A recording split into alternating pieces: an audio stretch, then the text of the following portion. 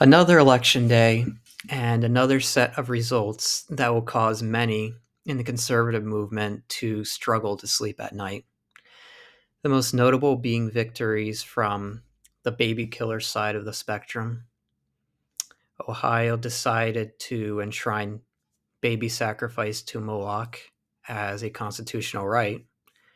Kentucky, which usually votes Republican in every major election except governor, by at least plus 20 margins, decided to re-elect a Democrat governor who doesn't share their same values because his dad was a Democrat governor before him. So, notching another feather in the cap of the absurdity of democratic politics that has plagued the Western world since the revolutions. Virginia decided to place their upper and lower legislative branches back into Democrat control because it was working out so well for them in the past. So, the main focus of today's video, however, is the abortion issue and how wrong many Republicans and conservatives get it.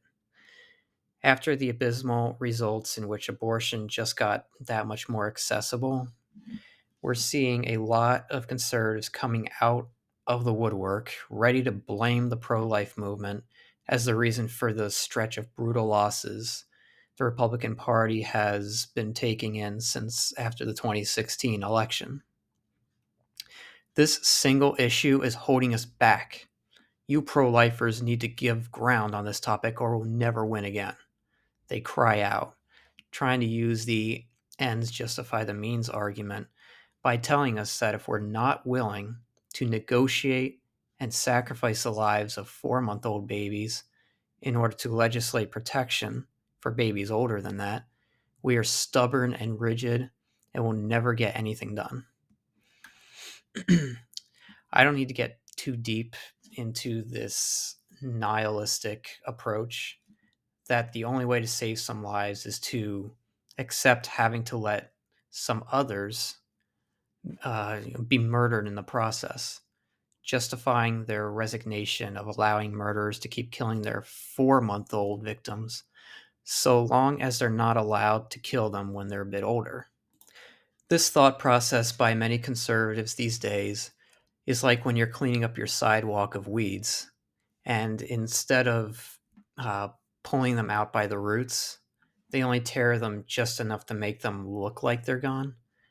They refuse to attack these issues by the roots, either because they're too cowardly, because it doesn't actually align with their beliefs, or most commonly, because they're paid opposition and have to stay in line, otherwise their paychecks will be withheld. I'm talking about both conservatives in the public office as well as the political pundits. Another thing that needs to be more addressed is this idea that they have that abortion or pretty much anything that is a moral issue is a single political issue that is just one of many, like tax cuts, speech, foreign policy, and so on. That's why they're attacking pro-lifers as being narrow-minded and are holding the party back, because having a strict, uncompromised stance on abortion is costing them from winning and legislating their ideas on the other issues. They're ready to give up on it, or at the very best, concede some serious compromises. However, abortion is not a political issue, it is a moral issue. This should be an entry point into the conservative movement. Once you agree that abortion is an abomination in all circumstances and should never be legal, then we can move on to the other issues and discuss them with open minds. And then topics like sodomy and such should follow after abortion and be firmly opposed as well, of course. If abortion is not the only one hard stance and that's it. Everything else can be discussed the same way. But however, these guys will claim that they're as pro-life as the next guy. But we need to accept that it's a losing issue. And if we want to still win elections, then we need to concede it. No thanks. I have no interest in winning elections if winning simply just means giving up on my Catholic beliefs in order to have a member of the red team in office instead of a member of the blue team. The reality is, it's unprincipled people like these that actually hold back the pro life movement, either unwittingly or purposely. Their messages are always unclear, complicated, and without a strict moral stance. Who's going to take you seriously when you say that you're against abortion because it's murder, but it's not murder if the baby in the womb is only 4 months and 30 days old, but then it's murder again uh, if they're 1 day older? If abortion is murder, then you're stating that you're okay with some babies being murdered. If it's not murder, then why are you opposing it to begin with? Here's a little secret: people who stand with their principles firmly and strictly will be more respected and listened to than those who try to shape their beliefs to fit and please as many points of view as possible. The movement to fully illegalize abortion would be in a much better place if the people within it actually believed that idea and didn't come into this thing as negotiators, willing to give in to some arbitrary line of when an abortion is suddenly okay.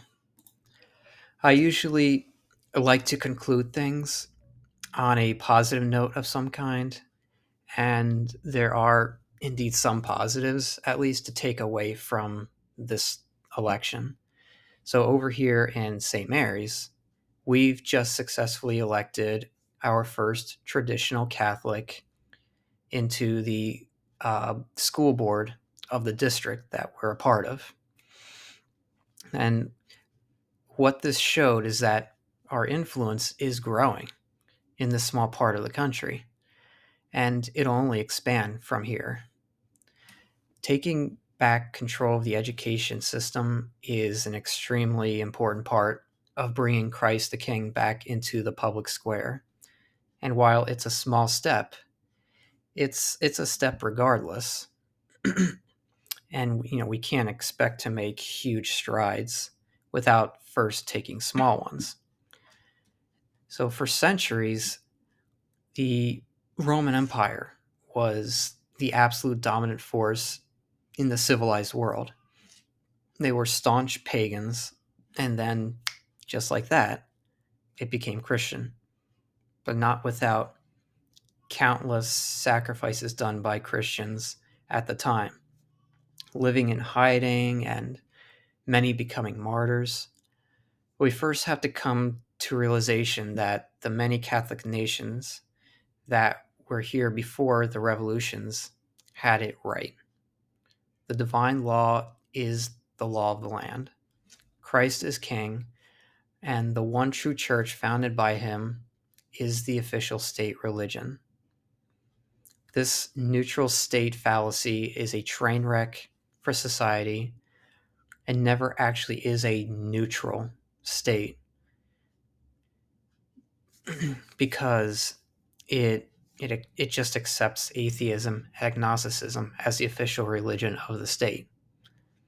If it simply leaves Christianity as an option that isn't objectively the right one, you'll see a society that eventually moves away from it, opting to choose a path that looks more pleasing to their bodily passions.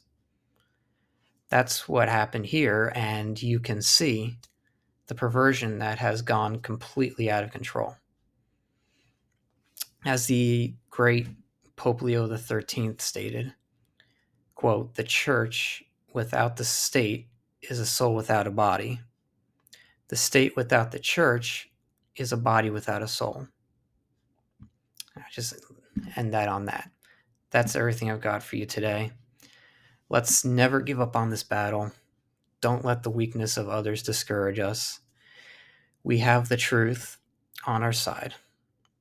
So have a wonderful rest of your day, and God bless.